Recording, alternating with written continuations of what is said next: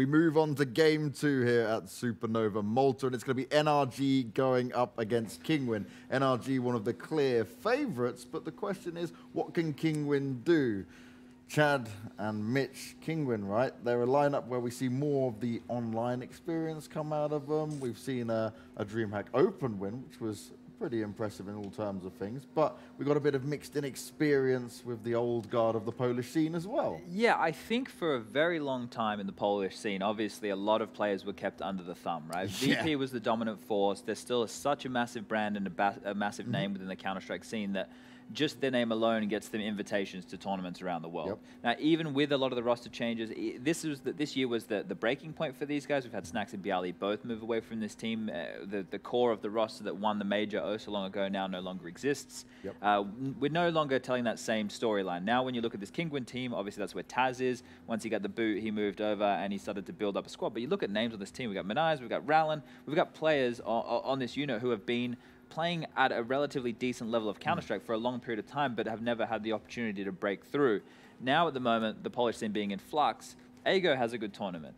Kinguin has a good tournament. VP, yeah, they're still yet to have a good tournament. But it's possible. It's in the realms of possibility, right? So when we're looking at this team at this point, the question mark for me is, well, is anyone going to like lay down their arms and we're going to build the best Polish team possible? And who is that team? Now, right now, no one is. So Kinguin having more and more opportunities to play at tournaments at this level, it's a great chance to have that discussion, or at least to make a stake for who that best Polish team is. And it would be great if we get to see the likes of Kinguin go up against VP in this one, because for those who don't know, for a very long time back in the early stages, I'm talking 15 plus years ago now, Taz and Neo always used to be on opposite teams to each other. They used to be like enemies in a way until they kind of united forces and came together. But kind of, I think we're going to see that happen again in Polish Counter-Strike, but probably not with those two names, but probably with some in the other, like the other players in this team coming together in the future to see them come together and create the best Polish team possible. Right now,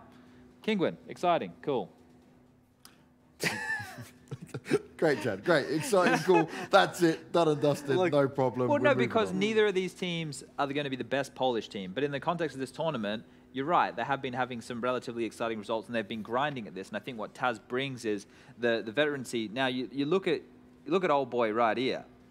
You look at Lord on the screen, and you think to yourself, are we in 2005 still? Because these guys have been together for that long. Yeah. I could sit here and reminisce about that stuff forever. But the fact of the matter is, it is a new generation now, right? And to see what they can bring, we were just like having a quick discussion about their map pool. These guys are very interesting. They're a team that doesn't play Inferno. How many teams in the world do you think don't play Inferno? These guys might be the only team, right? Especially for how much is being picked now. But before we get into that, let's see what Taz, one of the old school members of this lineup, has to say ahead of this game.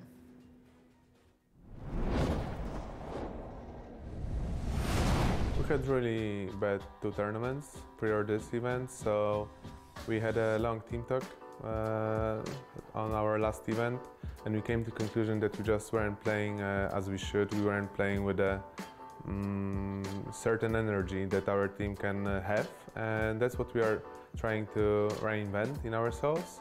And I think that this event we are definitely better prepared mentally, and hopefully we will show it. We have a lot of really nice stuff in game which we actually created a long time ago, but we didn't have a chance to show it. So we are looking forward to many maps, many situations, and showing some cool tactics, cool stuff. But I think that the most important thing to succeed on this event is to actually play with your head and have a good team spirit. I believe that our team has everything to be the best Polish team. It's just a matter of experience which we need to gain with my guys during the events, and I think it's also about maybe one more good result or 2 more good results, and the team will actually unlock the potential. But till then, we need to have some LAN events. We need to win against Polish teams on LAN, and then we can call ourselves the best. We lately won the Polish Championship by ESL, but I really like to compete on LAN against other Polish teams to prove who's better.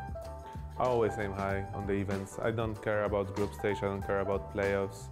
I care about winning, and that's the one feeling that is always the same, and when you actually taste it one time, you always want the same taste. You don't want to go lower with your expectations. If you go to the event and you want to get from the group stage or go to semi-final, I can assure you that you will never win the event.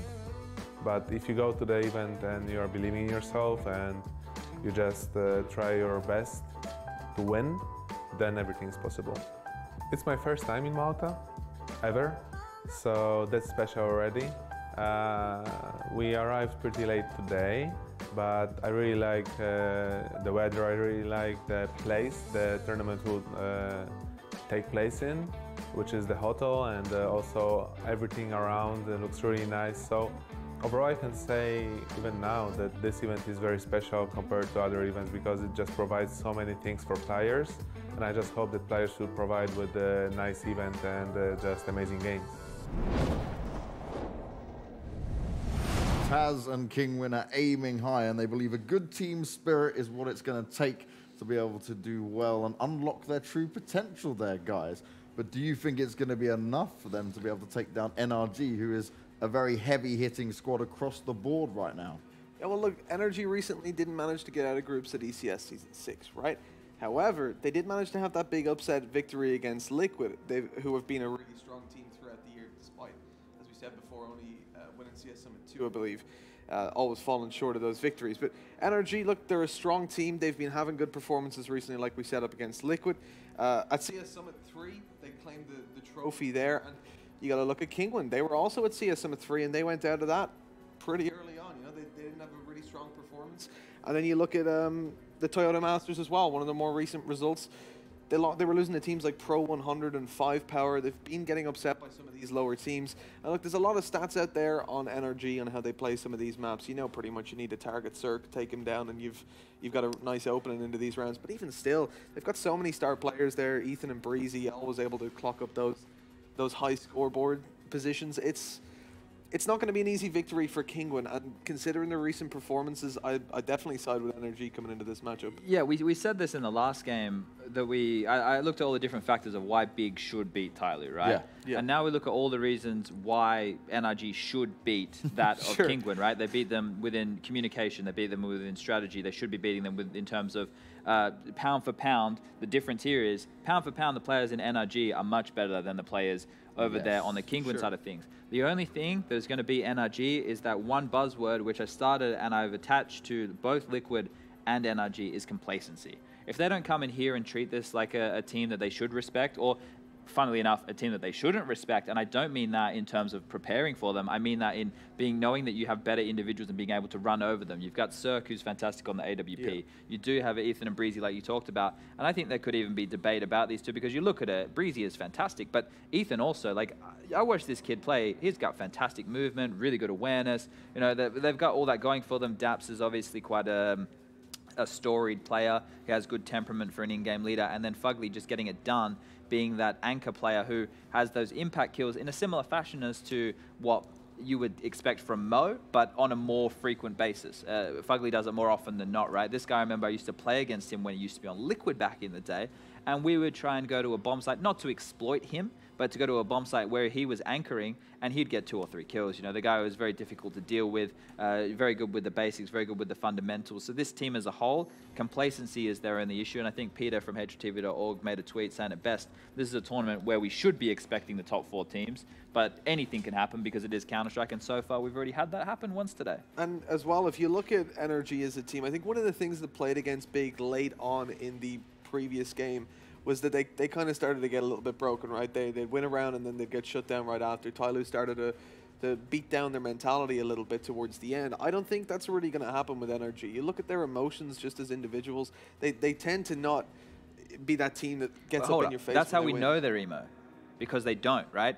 You look at a team like this, you look at a team like Liquid as well. Yeah. These are the type of guys, you know, who they'll sit there and they don't really say a lot, right? Yeah. These are the kind of guys who, and I'm not saying like I know like personally, but it's the type of players who, you know, they shut down internally.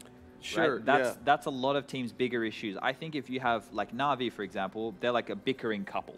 They'll like argue with each other and they'll sort it out there and then. You know, you have different relationships, and I think like certain teams, and I don't want to say this is true for NRG because I'm talking from what I can see on their faces. Same thing as what I do with Liquid, but you can see individuals who shut down and internalize problems, right? Sure. And that sometimes there's so many contrasts here. We have like the stark highs of teams who are very emotional, yelling a lot. They hit those highs. They also hit the very lows. But you also have nobody wants to be sitting next to the teammate who does a happy, for example, and is sitting there with his head in his hand, just sitting there like this, you know, all emo. You got to think about that. So those things are potentially an issue for NRG with the temperament of players because they're all very young. Okay.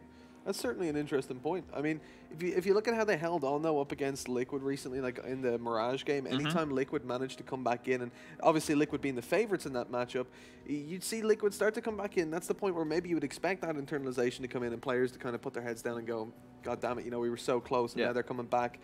But every time NRG were able to come back into these rounds, even on the Force rounds, the Eco rounds, they were able to come in and at least try something.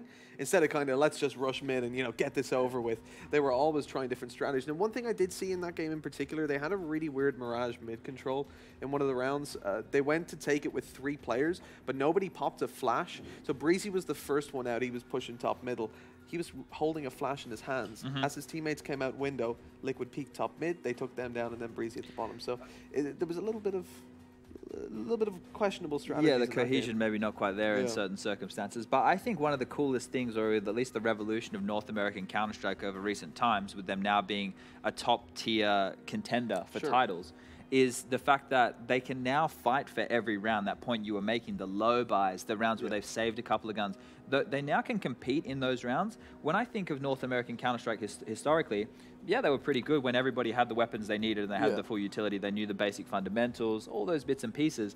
But the NRGs of the world, the Cloud9 before they had the big roster changes, right? Cloud9 when they had when they won the major, that team is a team that could brawl because they had lots of star individuals. Liquid, the same boat. This is the new cool thing with North American CS is they have now star-studded individuals who can play not only just pug style, but in a team and make the gritty rounds work and then have strategy and then have the depth of rounds. And that is the cool transition.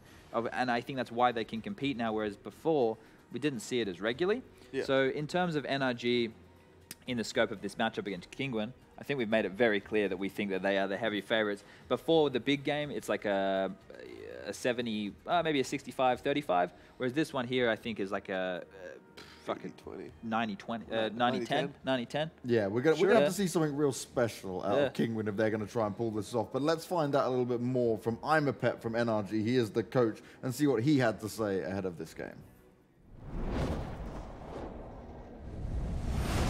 I don't think us not making playoffs at the last couple of events is that big of a deal because we still beat like good teams like Liquid. So I mean, it shows we can still like do something against like good teams. And here it's like the same caliber is not, it's like you don't see the same teams.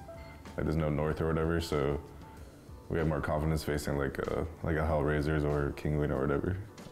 Versus Team Liquid, I think we're all good friends with each other and we all scrim a lot with each other. We like to hang out after the game, so there's some rivalry, but you know, it's all friendly and stuff. We all know what we do, so every time we play, it's like a mind game. So, I mean, we just try to play as hard as we can versus them because we want their bragging rights at the end of the game.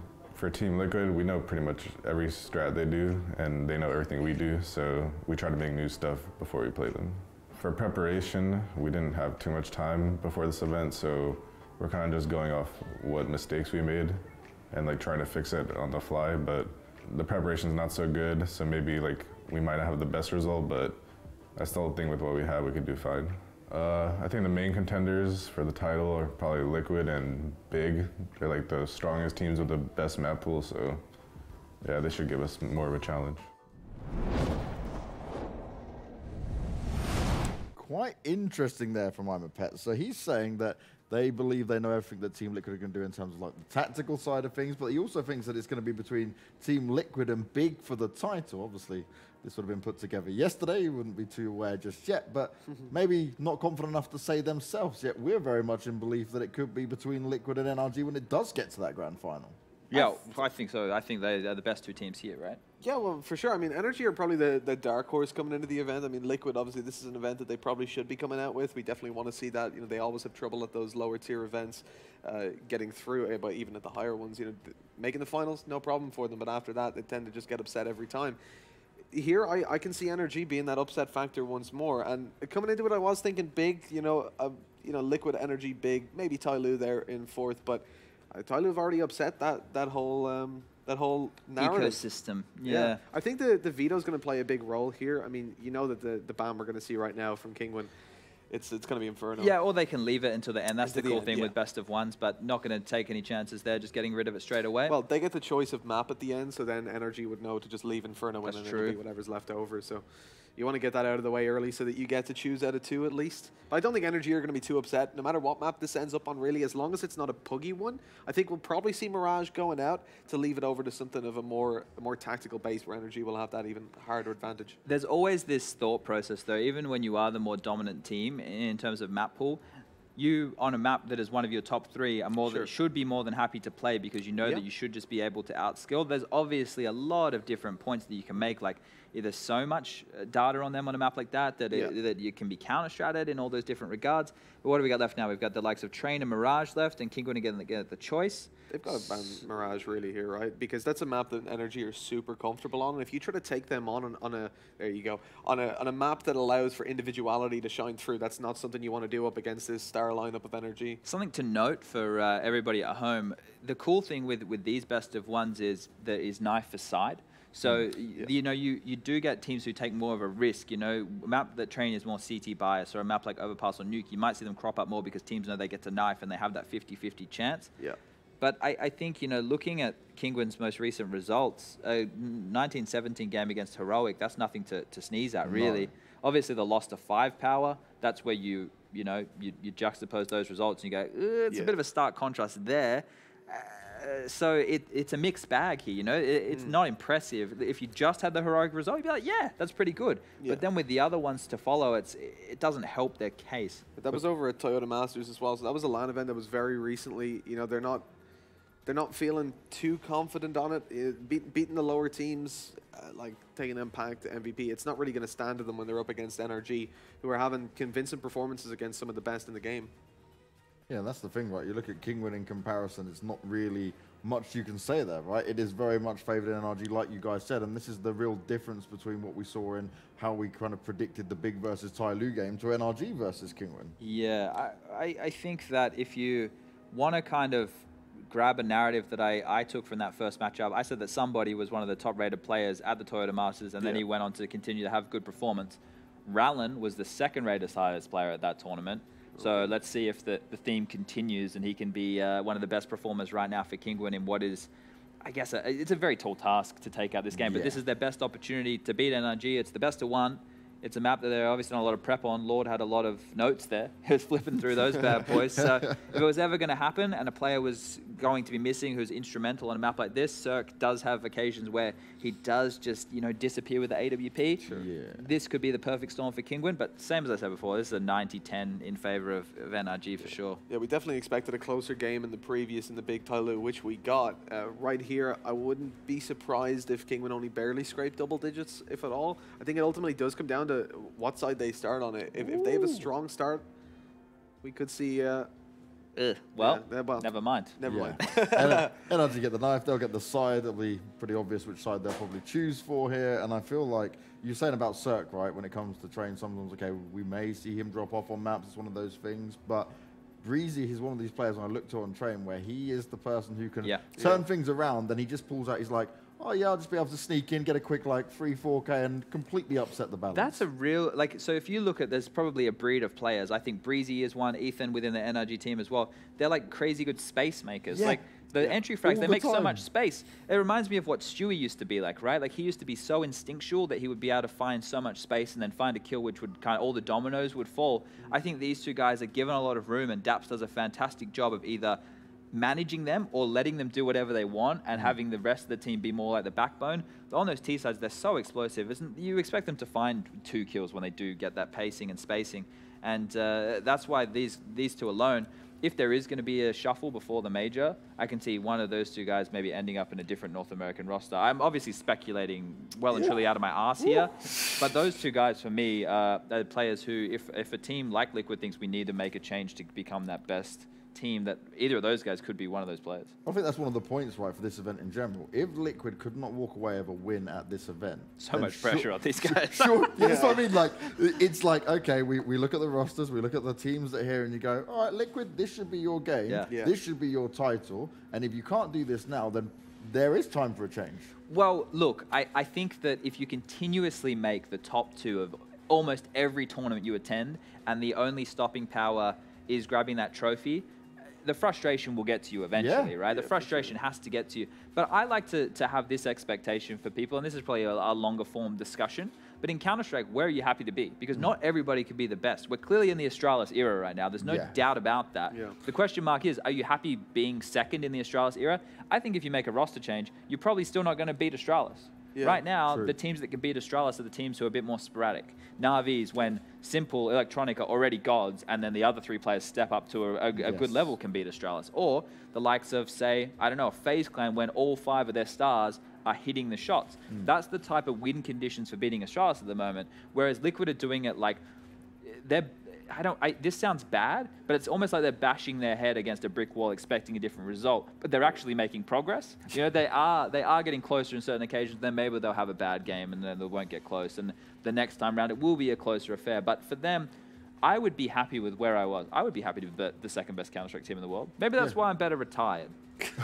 You're not going to complain about it, right? But everyone wants to hit that goal, your motivation to be number 1. But who's going to be number 1 in this game, guys? And I'm going to start things off by going on the outlier here that I agree with everything that was said. I agree that NRG should 100% win this game, but it's the first game of the day. You've traveled in. We saw Lord very prepared. And I'm going to go in with a Kinguin.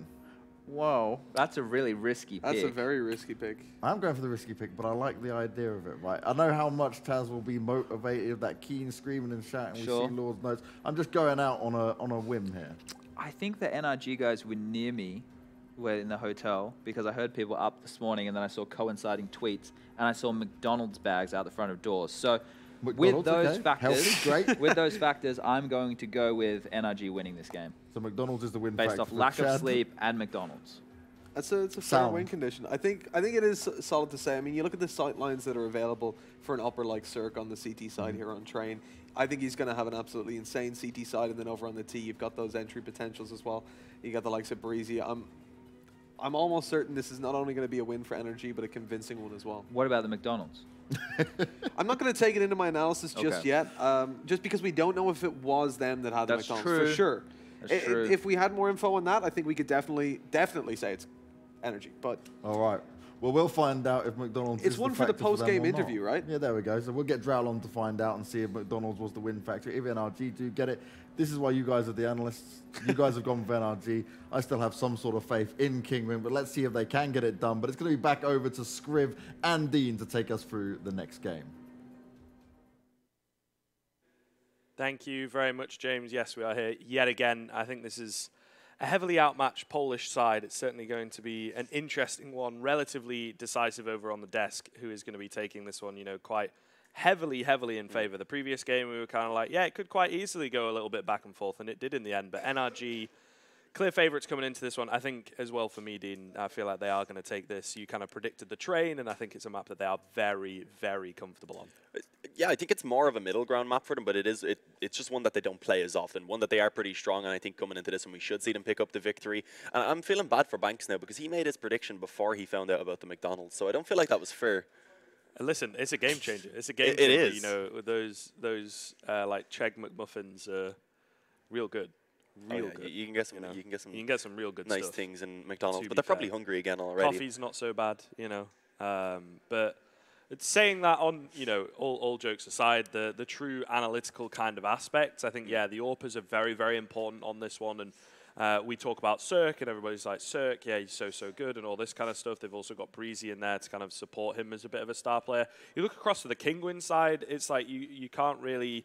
There's a few good players amongst their own level, but they are yet to be tested up against these kind of top 10, as it were, top 15 sort of teams.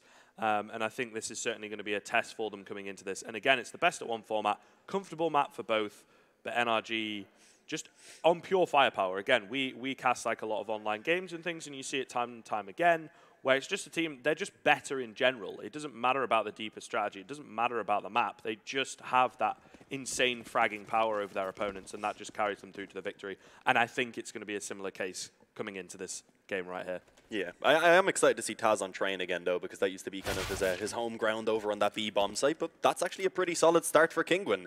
Reeds peeks in towards Ivy and pretty much instantly rips the head off of Daps to go ahead and actually find a man advantage early on for Kinguin. Plenty of time on the clock. They can go ahead and just kind of slow things down now. They still have the utility in play in the hands of Rallen with a smoke and a Molotov, and NRG on the back foot now. What are they going to go for? Normally when you're down into that 4-on-5, you may try and get aggressive to at least find some info, maybe try and pull back a couple of kills, but it seems like for now they're happy enough with sticking with their current setup. Yeah, that gives them a fair amount of early control, right? And now, like you say, they're just able to slow things down and see if anyone on the NRG side is going to get desperate to make a play. At this point in time, they're not. They're just going to be relying on those USPs. And seems like trying to fake out B here a little bit just to draw some rotations. Again, similar to Overpass, Train is a map where quick rotations can be useful, but it can also be a curse. Nice little take in towards Pop Dog. Only one traded back so far for that CT side. Ooh, nice spin around from Cirque, though, as he picks up 2. Brings it into a 2-on-1, all down to Rallen. No armor available for him, and the body spam is enough. Cirque turns that round on its head as NRG managed to secure the pistol. Once again, Kinguin... Nice deeper strategy, but ultimately they weren't able to execute it as cleanly. Yeah, Cirque very happy with that. I'm not sure if you noticed the face cam, but he was ecstatic about that one. Being able to actually pick up that 3K. And yeah, that's really the perfect start for Cirque. You want him to be coming in with the confidence. It's been mentioned before that he can be a little bit up and down, and if he's hitting shots like this to start things off, you know he's going to be feeling confident. With that now, though, Kinguin, no bomb plant going to come in. They are just going to go for the eco, of course, as you would expect. A few upgraded pistols at least being brought in, and surprisingly a Zeus in the hands of Rallen. Let's see if they're going to be able to find anything. The Zeus can be useful, but I think it's more of a common pickup over on that CT side to try and steal away a weapon. Especially on train, there's just so many long-range positions. I don't feel like it's really that great of an investment. Yeah, CT side, you can kind of see it work at Pop Dog or just outside the B ramp, maybe. Yeah. That's a bit awkward for Manice. Bit of an opportunity onto Ethan looking the wrong way, but obviously FAMAS too strong. Just the P250 of Taz remaining, really, as this sort of acts as a round for them to talk things over. Again, any kind of economic damage done is good at this point, so taking down Ethan, not bad at all, especially because he was on that M4, a fair amount of cash spent. Daps, nice little read, of course. Taking down Taz, easy enough here, but I think Kinguin onto this T side, if they can get this first rifle round on the board, arguably going to have a bit of a stronger buy than NRG going into this next round. There is certainly a chance that, they can get off to that strong start. Daps just tapping away with that MP9, not what you see often. Cool, calm, and collected coming into it, it would seem. Yeah, and a nice little bit of economy to be built up by those SMGs as well. But you would imagine that they're going to be kept now into this next round, of course. And with the buy about to come out from Kinguin, it could be a little bit awkward. A lot of the time you don't see those SMGs being upgraded to the rifles. They go for a little bit of the bonus round, as it's called, instead. Let's see, what is the buy like for both sides? It's solid for Kinguin. They have a decent amount of utility to actually back up those rifles. And it's not too bad for NRG either. Only the one MP9 and the MP5 being kept in play. Maybe they'll look to try and get a bit more aggressive with those weapons. But early on into this one, at least, Kinguin, they are just going to be splitting up across the map, going for a little bit of a default, trying to pressure towards Ivy. A couple players above B, and of course they do leave Rallen to make sure that any aggression that may come in towards A main will be caught. And it seems like for now, NRG, they are getting perhaps a little bit aggressive towards A main. I was going to say they were looking to do so, but they do decide to actually fall back off. That's surprising, especially with the SMG. Normally you'd keep that in towards A main when you're able to get that control. Yeah. Not quite 100% sure of where they want to go with things. Swapping weapons around as well for Ethan. to go on to the M4. I suppose passively controlling it at this point in time. But the T is happy to give away that control, looking to wait until the latter stages of the round to regain things back, just playing a solid default, hoping to catch someone off guard, getting aggressive, but like you say, it's just not happening. Ethan, though, is going to slowly creep in later on into this round, as Rallen does need to be a little bit careful. This is a nasty off angle to deal with, but it seems both players are just waiting for each other at this point in time. It's a question of patience. Who's going to push around that corner first? Rallen moving in as his teammates starting to join him. Crouch peeking around. Nice little shoulder peek from him, though. Going to know that that player is there and not get taken down. Will eventually fall, but gets traded, and that's the distraction that the Ivy players needed. Breezy now caught in at sandwich, able to make amends, though, as he picks up 2. A third as well, going to connect all on towards Taz in a 1-on-4. Manages to find the first, but only 10 seconds remaining for him. Falling apart for Kinguin. You know, initially it did kind of look good that they didn't really lose anyone, but I think they were relying on the fact that they would get the man advantage early, because NRG just had a nice little setup towards the end. It worked out perfectly for them. Not entirely sure if he manages to find that kill. Yeah, we're not sure. If he did, that puts Kinguin in a really horrible position. But yeah, in that round right there, the real issue for Kinguin was how late they actually decided to wait until they went for any sort of control. I think there was like around 30 seconds left, maybe even less, when they decided to finally push in towards A main and begin to advance up through Ivy. And sadly, Breezy, he was able to just lock things down with the 3K. Ethan being able to actually just find even 1 kill in A main was a good position as well, being able to keep the trades and just slow them a little bit longer. And of course, NRG, they end up coming out on top of that round. A bit of an upgrade as well to be found off one of those SMGs, and into this one it's only Taz with that saved AK. Other than that, just a few pistols for them to try and get some damage done. It's just the fact in that previous round, right, Breezy's kind of arguably caught off guard a little bit. You know, he was watching Ivy and then turns away towards A main, and he should in theory get taken down by the Ivy players, but he just reacts so well to it. Once again, the desk and everybody talking about how effective he was over on train here. That's going to get taken down immediately. That AK not doing a great deal, it would seem. Mouse does get one on Deagle, but dealt with very quickly. And I'm loving these face shots. I know, I am loving them, to be fair. It's kind of, they sum up the emotions of the round as well. It's kind of like, that's just sort of Kinguin being there like, yeah, well, not much I can do, I guess. But as you can see, the kind of the odds coming in there really do sum this one up, to be honest. Yeah, Jesus, I wasn't expecting it to be quite that one-sided, in all honesty, in terms of the odds. Of course, NRG coming into this one are pretty heavy favourites, and starting it off like they are the favourites, of course, with a 4-0. But this is the best buy we've seen so far from Kinguin. They finally get the op out. They have a decent amount of utility again to back it up. But even though the op was brought out, it's already taken out a round, because it is going to be a battle won early on by Cirque. It's just a nice idea from Manice to come in with it, but unfortunately, Cirque is there a lot faster, so it means that, you know, don't peek into it initially. He should have recognized the fact that he's not got the best of spawns, wait for a flashbang or smoke off connector or something. Again, it seems Kinguin are very, very basic in the fact that they are looking to get early picks. If they don't get them, then even if it's 5v5, they don't have a great deal of knowledge, you know, and structure with where they want to go with a round. Taz is just hoping again to pick up a cheeky frag, baiting someone to run into him up the ladder, but it's just not coming. NRG are much less predictable than perhaps some of the opponents than Kinguin are used to facing off against. Yeah, and as you were saying with Kinguin, of course, sticking to that default, they haven't really been finding a lot of info, and this is allowing for Breezy to get extremely aggressive down Ivy. Actually drops the bomb as he takes down Rallen. Not going to look to try and really take any more fights off that one quite yet. As long as he can stay alive, he keeps the control in their favor. He knows that no one's coming towards Ivy.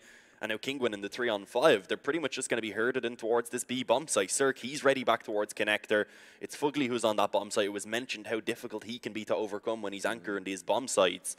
And Kinguin, with just under 25 seconds remaining, are going to have a tough time. They have a bit of utility at least, and they are going to begin to all push in through that lower ramp. But there's Fugly. He's already found himself the opening headshot, eventually being traded out, which could give the chance for at least a bomb plant to be found. But it is going to be all into the hands of Taz now. A 1-on-4. And at least that extra $800 is going to be found per player. But let's see if we can at least make this a little bit more costly. But it's not allowed. Cirque again on the up. He brings it up to 3 in that round. And it is going to be NRG continuing to run away with this lead. 5-0. Again, Kinguin just seemingly falling flat quite early on in this game. Of course, a pause is going to be coming on through. Would not be surprised if it's not some kind of a tactical for the Polish side. But those stats just kind of sum it up ultimately early on in this game. It's just not been going bad for the lower half of the Kinguin scoreboard. Yeah, Rallan actually had to get himself onto the scoreboard, and I believe that was the player that Sponge actually mentioned as being one of the top performers back at the Toyota Masters Bangkok, being, I believe, the second top performer. But then again, of course, we didn't really have a large sample size. Kinguin, they did end up going up 7 to 8 at that one, so didn't have the greatest of performances overall. Yeah, it's very little to work off of, unfortunately, from an analytical standpoint. The caliber of teams, et cetera, you know, and a disappointing kind of performance from them in general, when they are arguably in a tournament where most of the teams are their peers, so to speak, or maybe there's a couple of teams like Tyloo and Heroic that ended up in that final that are a little bit above. You got the collateral with the wall bang. 2, yeah. That's such a shame that he doesn't pick up the kill, and obviously they're not going to have that information. That's pretty nasty. It would be nice to maybe get a replay from his angle of that particular wall bang. I believe that's just the kind of standard one that Guardian used to use a long time ago. I'm not sure if he still uses it. Haven't seen it from him, but it is a pretty common one. But yeah, being able to tag down 2 players, you said, of course, they aren't actually aware of that, but it gives them an easier time when they do begin pushing towards those bomb sites. Have to take a look and see on the Kinguin side. I think that's one of the things they're struggling with here on this T side is the fact that they just don't have a great deal of information to work with. They are leaving it too late to find things out. Nice flick comes in from Daps. The double upset very early on from NRG. Perhaps not going to be expected here. Nade going to land on towards him. Doesn't do a great deal of damage. He returns one, it does not. But nonetheless, he's able to find that first pick. So that's going to ease the pressure slightly for the North American side at this point in time. As the clock once again is running down. You know, Kinguin just slow everything almost to a halt. The fact that they aren't able to find an early pick really does seem to screw them over here. And it's just, I don't know, it's just so predictable and so methodical from them. And then when they finally hit a bomb site, it's so easy to read for NRG that it just kind of falls apart at the first hurdle. This is quite ironic, of course. Fugly in that classic spot that Taz used to hold back in the day, gets himself the cleanest 3K you'll like. And it will secure another round for NRG relatively decisively. Yeah, as you said, the Taz spot there, so going ahead and actually using it against them, and it works out perfectly for that 3K. Doesn't even take any damage, I believe, in that round. So an impressive one yet again from NRG, and they're just making this one look easy so far. I think Banks is probably out there in the green room regretting his decision of choosing Kinguin in this one. Perhaps. Definitely doesn't look great for them early on. It's still fairly early days. Of course, they have a chance. They're working with the full loss bonus. Sadly, no bomb plant that time to actually get the buyout into this one, but they have Tech 9s. They have some other pistols, a bit of utility to back up some Kevlar as well. So there is a chance for them to try and get something done in this round, but it's just not the greatest of starts. NRG, they're beginning to take these rounds pretty convincingly. They're building up a pretty solid economy. And early on, Fugly, although he does take some damage, is able to find himself some info as he spots out a few players in the upper B halls. Like, I believe it was Mitch began to mention during the knife round, though, Kinguin, you know, arguably a little bit better on the CT side, Nuka CT-sided map. So maybe if they can pick up a few rounds here, they could definitely have a better showing in the second half. But who knows? They've got a bit of an execute coming into this one. They've managed to take down Fugly, who has, at the moment, been a thorn in their side. Miles on the edge of the smoke, as yet to be heard out or spotted, goes in towards Connector. They're still not aware of him by the looks of things. So much chaos going on. Could do a lot of damage. They have taken down all his teammates, though. Bomb has been planted, but he's not going to be able to reposition fast enough, and they will have definitely heard him running for it. So it will just be the save of what Miles has got. At the very least, they get the bomb plant, though. That's kind of the main objective of a round like that, where you invest a little bit of cash. So Kinguin will be happy with the one round, you know, the context of that one round. But ultimately, it is still really looking scary for them, because NRG are 7 rounds in a row in this first half. Another buy going to be coming in, but double up setup, so hard to get past. And look how much money they have, Dean. Having this amount of money early on a CT side is so, so good for you. Oh yeah, that's what I was saying there in that previous round. They've begun to kind of take these rounds a bit more convincingly on the NRG side, building up their economy. And really, this is the round now where Kinguin need to start getting themselves on the board. If they can recover it up to 5 or 6 rounds, they'd be in a pretty decent position. But that's just not looking great right now. It's not looking all that possible. NRG are just looking so confident. Cirque right now, he's gone ahead and changed things up a bit by pushing down Ivy. Daps remaining on the second op, yet again is able to connect that flick. And Miniz, we've seen him pull out the op 2 times, and both of those times he's been taken down pretty much immediately in A main. A little bit of a wild peek from Cirque though, does give some openings back towards Kinguin. Taz with a nice headshot to take down Daps as well. Suddenly there's an opening towards this A bomb site for them to try and push off the back of, and I was going to say Ethan could be in for a little bit of trouble, but Breezy, he was there to go ahead and give the cover that was needed. Although, never mind, Reitz is able to actually come in and clean up with 2 kills, so suddenly it's only Fugly. He's gotten aggressive and actually came down into Pop Dog, so this may not be expected since he normally is that B anchor, of course. But he has a 1-on-2 to try and clutch out. The best it's looked for Kinguin up to this point to actually get themselves around. So very split, though, on this T side. Oh, the timing for Fugly going to peek out and gets caught off guard. Reitz had just crept round the corner as he looked away.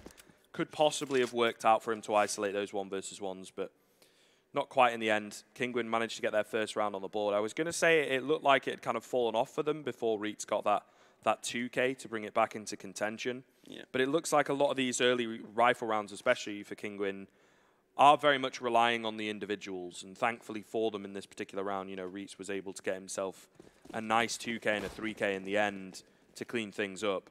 But I think it is a very dangerous way to play Counter-Strike, especially on a map like Train. Relying on the individuals is not that reliable, to be honest, Dean. So I think they do really need to be careful here, Kinguin, as it's not a great way to consistently be stringing rounds together. Yeah, and they do, of course, have to try and avoid the reset coming in here because they've lost the loss bonus now, not going to have that in play anymore. If they do end up losing this round, they'll be in a bit of an awkward position. They wouldn't really be able to get the buyout. They'd probably just have to take the 1 eco unless they get this bomb plant in as well. So ideally for Kinguin now, you need to see them starting chaining these rounds together, and it's going to be another buy round after this as well from NRG, even if they lose it. So let's see how it goes. Already the push coming in towards that B bomb site, and pretty quickly Fugly was dealt with. Taz actually spamming into the smoke, takes down Cirque. And with that, I think NRG may just have to go ahead and come to the conclusion that a save is going to be needed, because not only did Kinguin have control of that B bomb site, but they also have the aggressive stance. They've been able to push forward. They're in positions where they could cut off the rotations into the bomb site. And you can see NRG being aware of that, decide to try and save. But Rallen, he was lurking a little bit, able to take down 1 kill before being caught a little bit exposed with that grenade in his hand. But he was able to at least drop 1 more weapon. Kind of the danger for NRG, you know, they were so far ahead, they had so much money, but that CT side is very, very expensive. Suddenly you can find yourself with hardly anything left. And of course the double up setup is fairly costly as well. So suddenly they lose a couple rounds, their economy comes into contention. They need to keep this up as well. Ethan misses the first shot and is just going to back away. Won't be able to find it, unfortunately for Mouse, but Kinguin with the second round, they avoid the dreaded reset. Seemingly the odds are even worse for them now, even though they're starting to get back into it a tiny little bit. But nonetheless, it's looking not as dire. Again, we talk about Train, I think alongside Nuke, it's probably one of the few maps in the game that we can say is CT-sided, where a lot of maps at the moment are more even. You know, you can have a good showing on both sides, but Nuke and Train are the 2 maps where CT side is generally favored by, I'd say, like 95% of all pro teams. So if they can get 5 or 6, like you said, it suddenly becomes a much better half. NRG, with such a strong lead, really do need to solidify that lead, in all honesty, to make things easier for them going into the next half. As I said for Kinguin, if they can manage to recover this up to 5 or 6 rounds, they'll be in still a pretty decent position. And if they manage to take this one here, they should at least be finding that fort quite easily, because NRG, even though they did pick up 7 rounds, finally they are beginning to run out of economy. Let's see this, because Kinguin already going to be just mostly grouping up over in the B halls. They have a couple of players left back towards A main to try and just, I think they actually are setting up a bit of a fake perhaps to be thrown in. It'll be interesting to see where eventually Kinguin do take this. Of course, with the bomb in its current position, B seems like the likely position that they will commit towards. But I guess the problem is also Daps, he's aggressive in A main, so even if they go for a little bit of a fake on A, if no one actually pushes in off the back of this, he'll be able to find the info that no one is pushing, of course. So it will be pretty risky. Reit's going to be playing up close. The hero, of course, to pick up Kinguin their first round on the board. This time, seemingly committing to the aggression, though, and with only, again, 30 seconds thereabouts remaining on the clock. It's a pretty important position. Sure, he goes down, but the fact that he gains so much information is going to draw all those rotations back from B. Maybe Too little, too late, though, as they're getting heavily locked out of the site. It's a little bit of a fake play as well. The bomb going to be going down in a fairly open position. It's brought back into a 4-on-4, but the nature of that B bomb site, they're so pushed up, so advanced, it's very hard for the rotations to actually make their way in. The 2-man advantage certainly going to help them out here. They even noticed that the bomb's gone down. I don't think they did initially. They will now obviously be aware of the fact, given a few seconds to collect themselves. Manice holding the angle, though, manages to pick up 1, and there you go. It's Miles in behind, picks up 2, brings it into a 1 versus 1. Manice on the bomb train, not quite recognizing that Breezy is so close, but making so much noise here on the CT side of things. It's up close and personal with the AWP, though, not really ideal. The ring around the roses, however, goes the way of the Polish AWPer, and it'll be a 3rd round for Kinguin. By the skin of their teeth, a risky fake, but it pays off. Yeah, it was an interesting one as well. They ended up just sending those 2 players out through heaven, of course, and luckily enough, the bomb site was clear. If they had have lost even 1 player on that push onto B, the round likely would have been over, but been able to pull off that 2-on-4 with the player pushed up aggressively, just a massive player really coming in. NRG now likely going to have to go ahead and actually take an eco into this upcoming round. And you can see, of course, it seems like a little bit of a pause, perhaps maybe coming in. They are going ahead and getting some drinks into themselves. A little bit of talking was coming in, but it's getting awkward now because, as I said, we should see Kinguin find themselves a 4th round, and then from that point, if they can just grind out another 2 or so rounds, they put themselves in a decent position.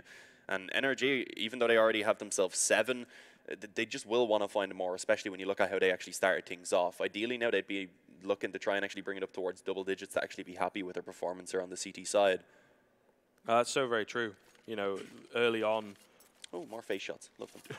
Early on, dominating, you know, from the NRG side of things, but it seems they have fallen off slightly as everything has become a little bit more difficult for them. Sure, that one was pretty close for Kinguin, but it was a great little read, and certainly the idea is there. And again, it comes down to that firepower question where maybe if it was Liquid or maybe if it was, you know, Big doing something like that here at this tournament, it might just have caught NRG completely off guard. But the fact that they're able to easily take down the outside players makes it very hard for Kinguin, even though the strategy is good. But it was a great little, I suppose, bait setup, having the AWP posted on the angle, picks up the first, and they're all, I'd say, I don't know, like 100% of the time almost. Put all my chips in on that one, why not? Those players are going to walk past Miles in that scenario, and no one's really going to check that angle because you are focused on the AWP to try and deal with him quickly. And obviously that is exactly what Kinguin wanted. Yeah, the second Maniz took that initial shot, he just took all the focus, and then, of course, Mewes from behind was able to just mow down 2, and then eventually fallen. If he had stayed alive, it probably would have been better, because it did, of course, come down to a very close 1-on-1. But Kinguin now in a good position, rather, to go ahead and take themselves this 4th round. They're just up against some pistols. The Zeus going to be coming out on towards Fugly, as it's pretty much just the full B stack coming in. Breezy's going to find out pretty soon that it's likely a commitment onto this A bomb site, and I think once that info is found, there's not really going to be too much that NRG can actually do about it. I think their goal now, with this bomb actually being planted, is probably just to try and drop a few of these rifles. They know they've kept the economy overall for Kinguin pretty low, so if they can take away maybe 1 or 2 of these AKs, they would probably be pretty happy. Rallen needs to be cautious, of course. He's going to be contending with quite a few players, but that nade does a lot of damage, and then the Molotov going to go in as well, actually forces them to fall back off. So it seems like Kinguin going to have a pretty easy time of actually just dealing with this one. Fugly on the Zeus, though. He wants to get the zaps on. Maybe if they exit this way, he could take them down. But we'll see. I would have said it might have been a good idea for Breezy to kind of just back away and say, oh, okay. I was going to say that was a little bit edgy. I think Taz, okay, he doesn't actually fall with the bomb. I see some players do that sometimes on a round like that, where obviously they're going to be buying into the next round, not got a great deal to save. You go onto the bomb and you tap it, and it's just that kind of thought that possibly it could get diffused, draws a few players back, and they fall with the bomb. But ultimately, a long shot, to say the least. So it will be that round. Relatively cleanly going the way of Kinguin, and seemingly another little pause coming in here, as this is where things start to come into contention. It's not a full tactical pause, it would seem, but either way, NRG talking things over pretty heavily, you would imagine. The org coming out here, changing things up slightly, of course. Daps trying to be ever flexible. But Kinguin are kind of in the driver's seat here in this round. You know, a lot more utility for them, and a lot more confidence has been found in these past few rounds, for sure. Yeah, they've also been able to build up a nice little bank in the reserve, so even if they do end up losing one round, they can, of course, try and just come in and find that reset for themselves to break the economy of NRG. And it looks like early on into this one, they're just going to go for a straight commitment onto this B bomb site. It's Fugly again playing from a little bit of a different position this time around. Makes it work for 2 frags, but as we see the trades coming back in, it ends up in a 3-on-3. Equal in terms of the manpower for either side, but as the bomb is planted for Kinguin, they put themselves in a solid position. There's not a lot of utility for NRG to try and work well on this retake. And it's going to be difficult, especially as Maniz is already posted up on the connector, but baited out a little bit. The shoulder forcing him to go ahead and take the shot. Now he has to be cautious. He throws in the flash to look to try and come in for another peek, but he's going to be shut down immediately by Cirque. And it was Ethan to go ahead and find one elsewhere. So suddenly Rallen is left all alone, and we said he had a very poor start to this game, and he's not going to be able to come in and clutch that one out, sadly. Plenty of time on the defuse, of course. And it will be NRG eventually getting themselves an 8th round onto the board and putting a little bit of a stop to that momentum of Kinguin. But as I said, Kinguin going to buy right into this one again. They have a chance here to try and just immediately break the economy of NRG. And if they can do that, they put themselves in a position to maybe even pull it up to 7 rounds on the half. A messy post plant, to be honest. I think from Kinguin, it was a bit of a shame. It was a nice entrance into the site. You know, Fugly, difficult position to deal with, but doesn't do too much damage. Daps could have done a great deal, but it was a nice flashbang to push him off the angle initially. But Kinguin just seemingly taking fights where they didn't need to there. And it cost them that post plant. However, Maniz is angry. He finds Daps, that double up setup yet again going to be broken apart. They will manage to retrieve it, but Kinguin straight back in, it would seem. Their confidence, you know, was lacking early on, but things smoothing out for them. However, Cirque will drop Maniz as he possibly gets a little bit too aggressive for his own good. Ethan been playing on top of that blue train so consistently, eventually gets his payout. But trade after trade after trade, a flurry of frags here mean that it's into a 3-on-3. And CT side kind of trapped in at the A site. That was a kill that Reitz needed to pick up. This makes it so much harder now for the B takers. Mouse up high, cannot find Cirque. Fugly was there to help him out, but it's not even needed. Taz in the 1-on-3 gets the bomb down. As the in-game leader, the veteran, being in a situation like this many a time, but this is certainly easier said than done for any caliber of player. Ready for the Molotov, doesn't want to move just yet, trying to hide in, playing the bomb. Oh, but it's Fugly on the first contact, will take him down easily enough. The double dink with that M4. And the 9th round for NRG, they avoid getting reset themselves, and it does look like they're going to be able to get to double digits at the very least, and maybe past that 10 score line mark as well. I think Kinguin can actually manage to just about scrape out another buy into this round, actually. We'll find out in a moment, of course. I think with the bomb plant, though, we should see them being able to buy in. But yeah, a nice round there coming in. Surprisingly, even Whitmany has been able to pick up that opening kill. They end up struggling as they push onto that B bomb site. And as you said, Cirque and Fugly, they combine to go ahead and just shut that down completely. You can see, of course, Kinguin having a little bit of a discussion there as we do indeed get back into things. But yeah, they have a really strong buy. They're able to get out the op again. They have an abundance of utility. Everyone pretty much has that full set. And it's going to be NRG, of course, who have to still try and fight hard for this round victory. But if they find this one, that's when they're in a great position. We'd likely see them find an 11-4.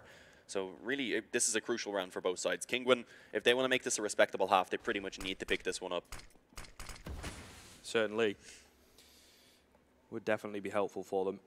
I think NRG are kind of aware of the fact that it could be a relatively strong buy as well.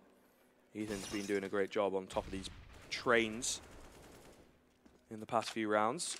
Was holding down A main. They're not afraid to take that fight. It's one of the things from NRG, I think, compared to Kinguin coming into this ultimately just from a mental standpoint, NRG are not afraid to battle away here.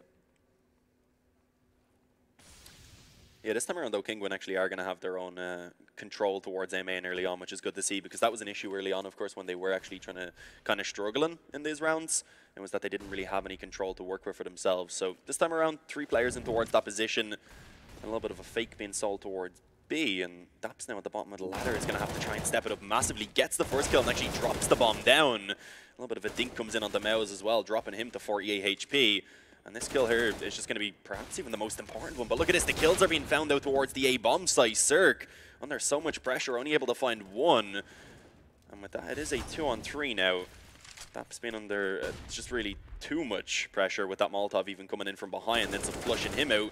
And with that now, suddenly, Fugly is going to be left all alone. Gets himself 1 kill, but as he peeks out, Meniz is there with the op to go ahead and shut him down. So it is a 5th round found onto the board now for Kinguin.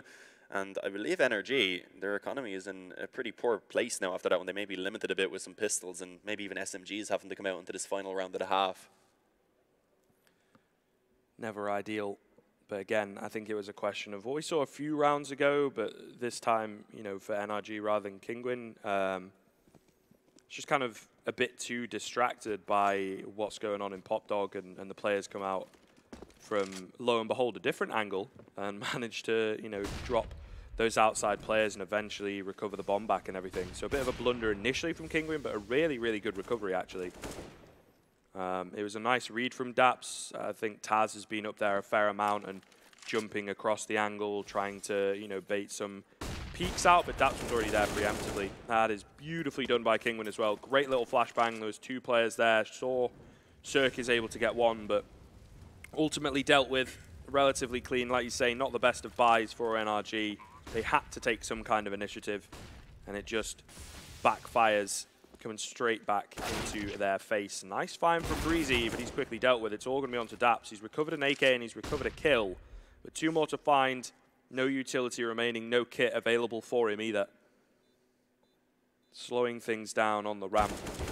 The first player that he spots is Reitz in a little bit of an unorthodox angle for a T to take in the post plant, but it will be 9-6. Kinguin with a hell of a recovery, to be fair. You have to think it was 7-0 at one point. So in the past kind of, you know, 8 rounds or so in that first half, there was only 2 of them recovered by NRG. So it was a good start, but a poor finish from the North American side.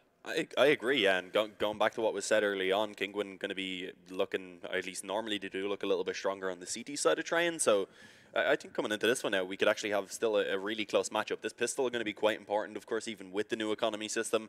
I think Kinguin do need to pick that one up if they want to be able to get themselves rolling early on with that confidence, try and carry it over from that T side.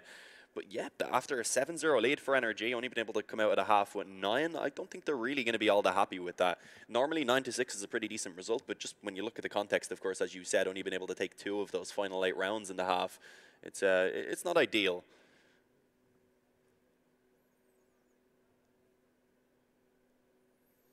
Hopefully it won't be too much longer of a wait.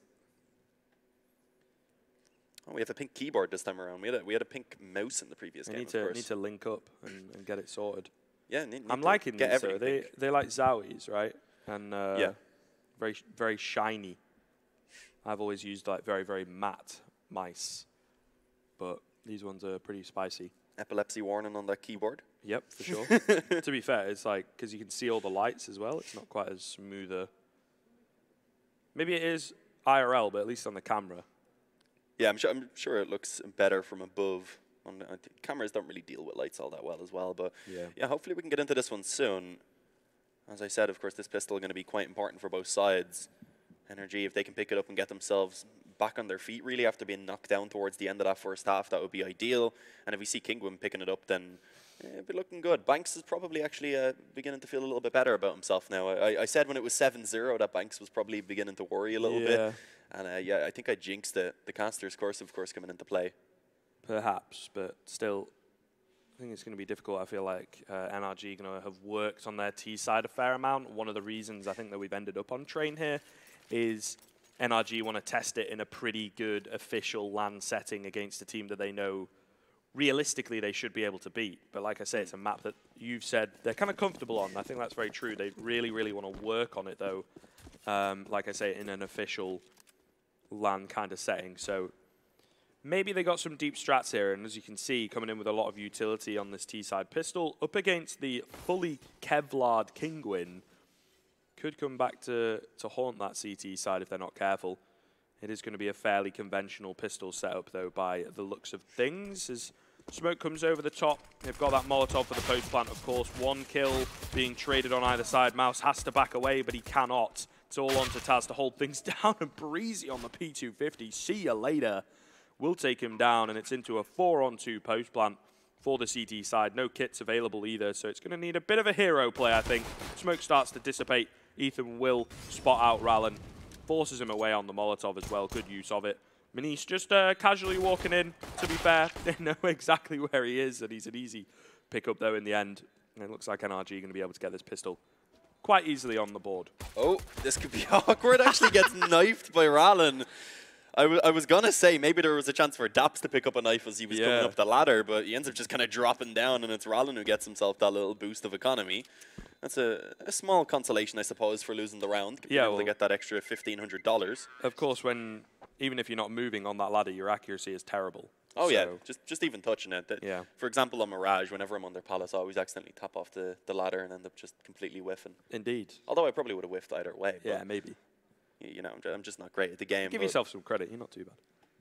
I'm okay. But yeah, 10-6. We do actually see NRG being able to pick that one up, and here we have a replay of the knife kill. That's what he was going for as well. I love that. Yeah. He knew that there wasn't really much else he could find in that round. Really, the boost in economy was the best thing he could find by far. And you can see that actually does allow for him to get the Deeg into this one. Already had Kevlar, of course. Keeps himself 3,500 in the bank.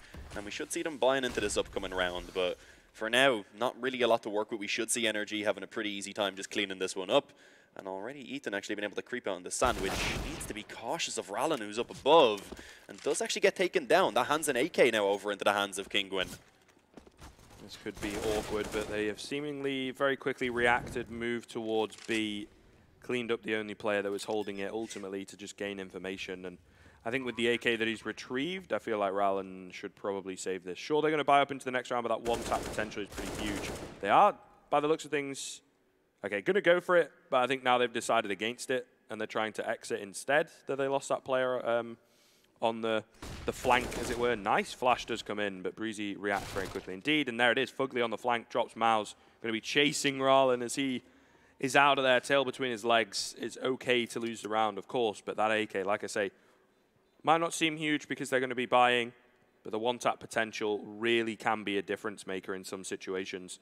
Oh, but this Mac-10 is hunting. It's a key fight for Rallen to win. He spots out the head of Fugly, but can't quite connect it. There you go. Second time around, readjusts, and will do so cleanly. So NRG get an 11th, but Kinguin get a small consolation prize. Yeah, this is going to be the buy here. I believe that up actually being dropped over. As was said, of course, Rallen saving that AK actually is a really big factor in the end because he's the one that dropped that up over too many. So coming into this one now, Kinguin, the first gun round of the second half, an important round for them to try and pick up to keep themselves in this game early on and stop it from really getting out of hand for NRG. Coming into this one, they are actually going to be working with a full set of rifles, going ahead and not having the SMGs this time around. It looks like they are going to be shown early on at least a bit of presence towards A. The smoke's being thrown down, and it looks like they are actually going to try and push in straight off the back of this one. Cirque trying to get out. Pop Dog ends up taking quite a lot of damage, and Rallen pretty quickly actually shuts Ethan down. And so far, it's a little bit of a disconnected push coming in from NRG. They're not really in positions to find these trades.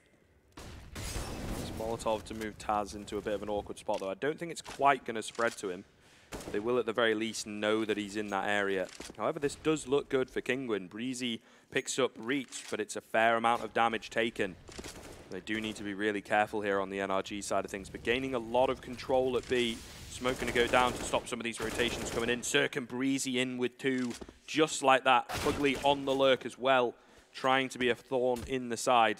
Although he will start to move back and join his teammates. They've not yet dedicated that bomb to a bomb site. Breezy's still here. Rallen is just right next to him, hears him drop and takes him down. So into a 2-on-2, make it a 2-on-1 as Taz drops the bomb, denies that plant at least for now. And I think they're aware of the fact that Fugly is near him. Should probably look to back away. I'm a little bit confused as to what's happened here. Rallen pushes in as Taz had run away to reposition. He's only on 13 HP. This could be a huge mistake from the CTs in all honesty, but Fugly is read into it and takes him down. I'm so confused from Kinguin. It's like Taz starts to run away, but didn't really communicate it that well. Rallen took his position in at connector and then just got aggressive on his own, isolated the 1v1s for Fugly, and it's easy for him.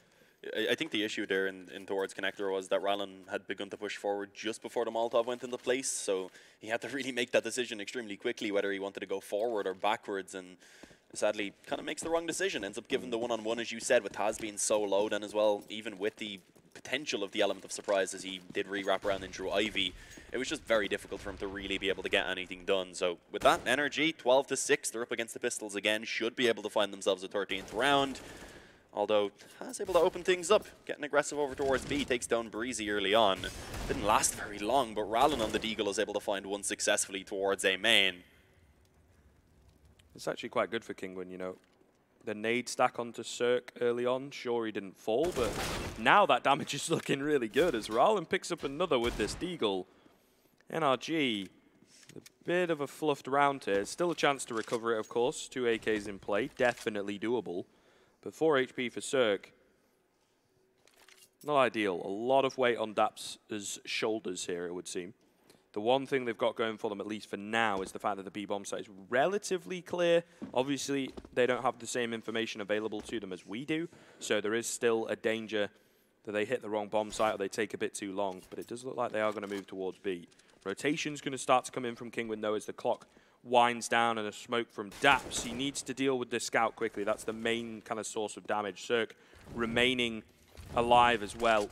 A bit of utility being expended. Manise up close and personal. Oh, he's going to hear the bomb go down, pushing on through the smoke slowly, but surely lands the no-scope onto Daps, but it's the scout. Only gets the tag into a 2-on-2. Such low HPs for Kinguin. Could go either way at this point in time, but there's no kit available for that CT side, importantly. Mouse, however, is cropped above here. Oh, he spots out Daps just as the bomb train is so very awkward to move around, but it's Rallen. Uses that information to his advantage. 10-second defuse going to be coming in, and Cirque knows that they've probably not got a kit, but does he have the time to deny it? And he can't even get there. Miles will take him down, and Kinguin steal a round away. It certainly took a lot of effort, but they will be very happy to have gotten away with that one. Yeah, the digs in that round just destroying NRG completely, especially Rallen, as you can see here on your screen. Again, been able to find themselves 2 very important kills on the players trying to push out towards that A bomb site. And also, of course, taking down that kill on towards the B bomb site to actually allow for the defuse to come in. So it's 12-7. Kinguin able to get themselves another round on the board. And NRG, even though they did manage to win themselves a few rounds in a row, they are going to be working with a little bit of a more limited buy into this one. It's a Mac-10 and a CZ in the hands of Daps and Fugly. Other than that, they do have the AKs. But there's a good chance here for Kinguin. If they can take this round, they would force on NRG down to an eco and will put themselves in with a nice chance to try and actually begin to build up some rounds on the CT side and really begin to close that gap. Ethan already tagged up a little. Again, not ideal for NRG in the start of this round.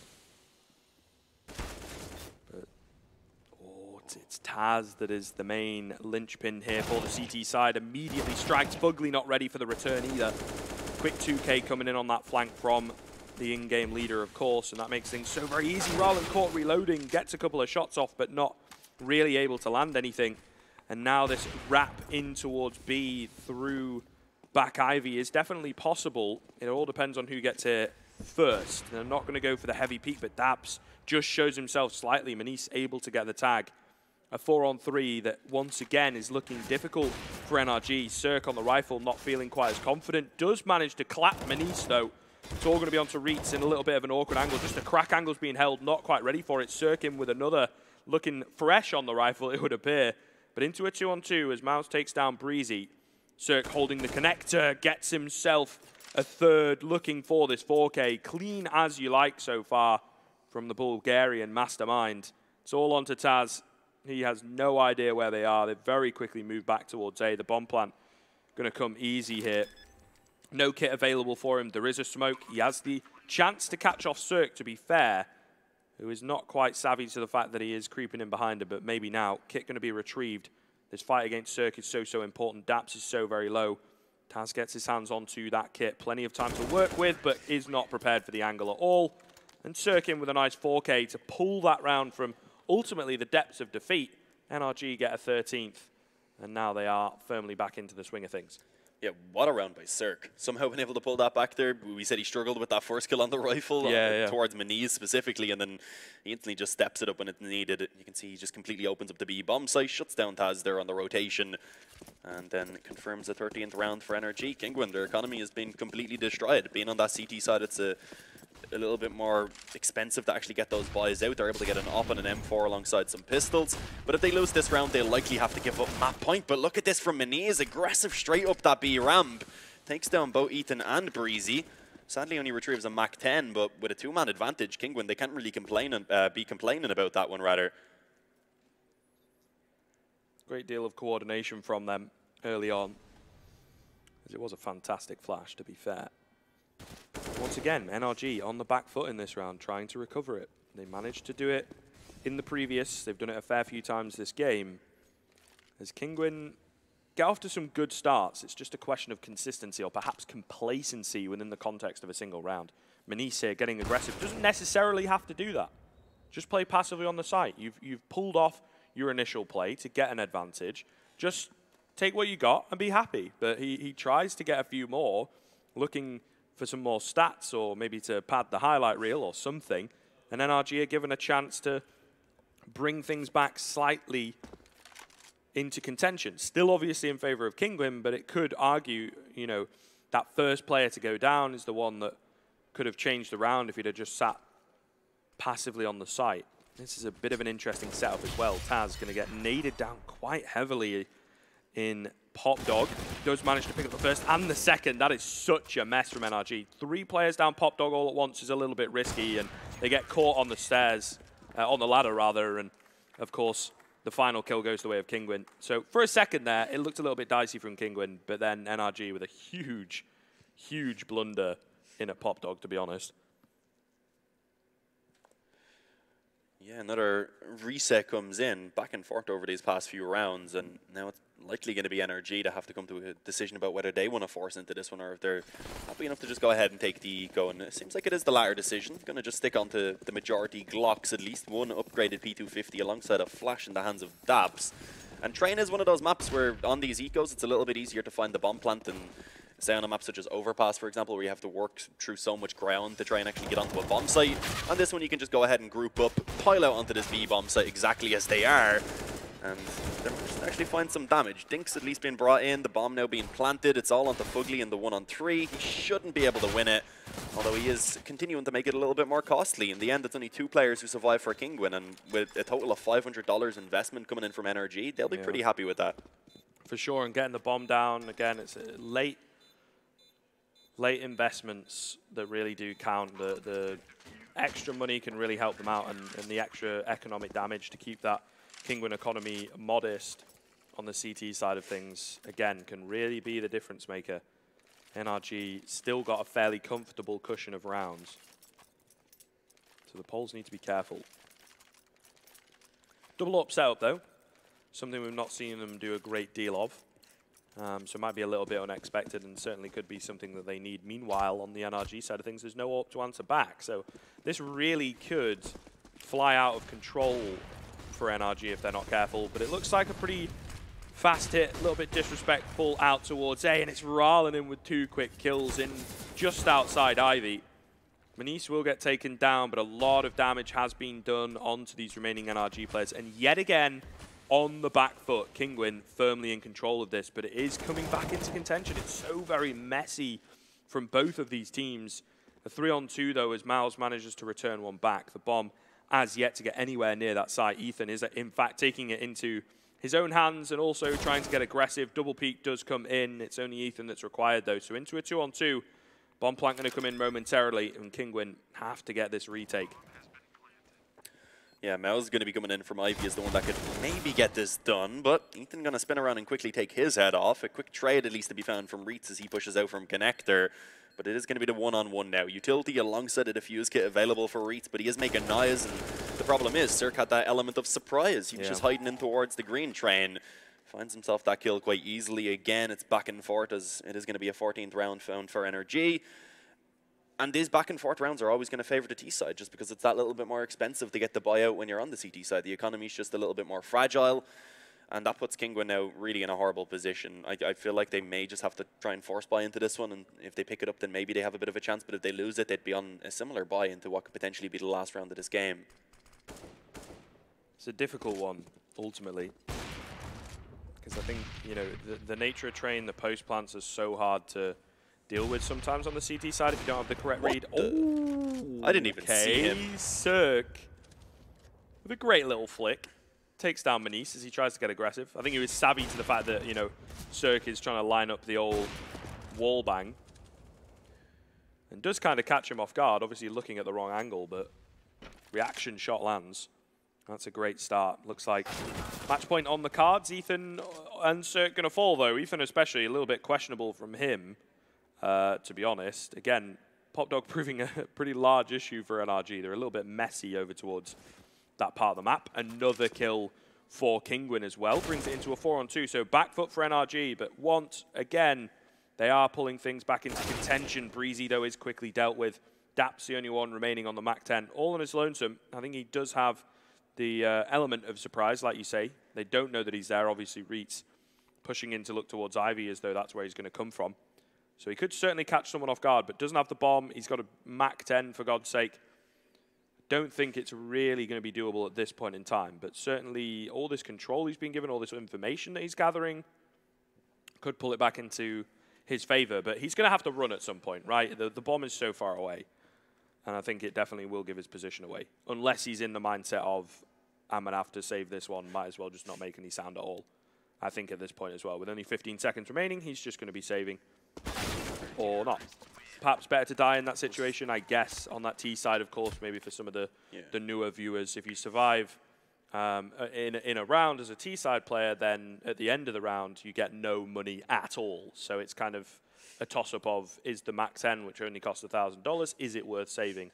And probably not really. I didn't mind that. If he had been able to upgrade to a rifle, then it definitely would have been worth saving. If he got a kill with the MAC-10 as well, he would have got that extra $600, then pick up a rifle, save that over. But he does end up going down. It is now, I believe, 10 rounds onto the board for Kinguin. And it's a close game. There's 4 in the difference. It could really go either way. And we do just have to look at the fact that NRG, I think that's like maybe 3 times now they've lost up against these pistols. And that's just something that shouldn't be happening. They are, of course, considered one of the favorites coming into this tournament. They're up against Kinguin, who I think probably aren't even in the top 5 or so in terms of contention. Of course, there's NRG, Liquid, Tyloo, Big, and then Hellraisers, maybe I'd say would be the top 5. And I feel like this is a game that they should be winning pretty easily. And right now they're struggling. They're still in the lead, of course. They have a little bit of a buffer to work with.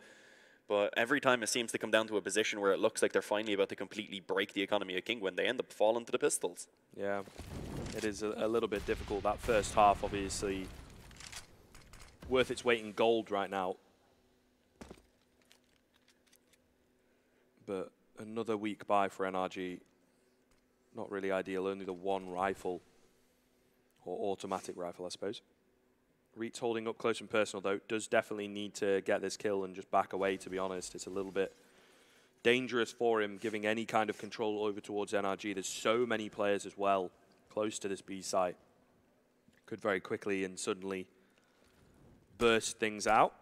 He's going to move in, though, as soon as that utility is expended. Reet's able to pick up 1, but again, a bit questionable to go for more. That's going to leave Manice here on this B site. The spray's not really connecting for him, and he runs out of ammo, eventually gets taken down. It's going to be down to the retake now, back into a 3-on-3, but Bomb going to go down quite easily. Man advantage in favor of Kinguin, however. Weaponry advantage, of course. Certainly a chance that this could fly the way of NRG, though. Ethan going to be pushed out of position, however, on that Galil, not really ideal. Does manage to creep up. He finds another, but immediately traded by Rallen. It's Daps. Swaps across to the Deagle, but low HP, an easy pickup for Rallen in the end. He kind of saves his team a little bit there, but that is so very close for Kinguin, considering it was a weak buy. Bomb plant in for NRG, maybe in a sense, because they're still, 3 rounds ahead and it's close to the end of the game. Maybe they'll be happy to get that NRG, honestly, because it makes the next rifle round a little bit easier for them. Yeah, but I don't think that next rifle round is going to be coming up quite yet.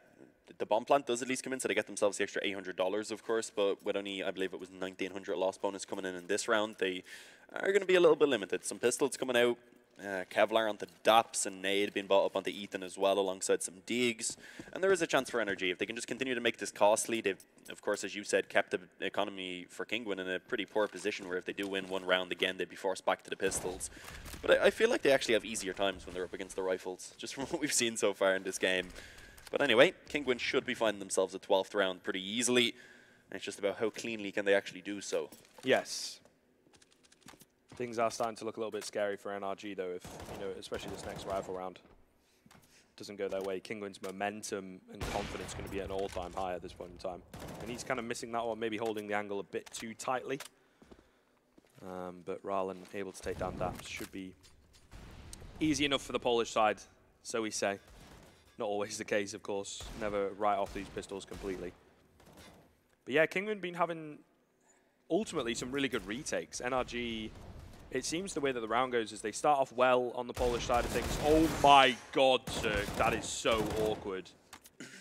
Jeez, I was kind of expecting him to pick that one up. That's 4 missed shots. I think it was like 2 or 3 shots before the reaction actually came in from Rallen.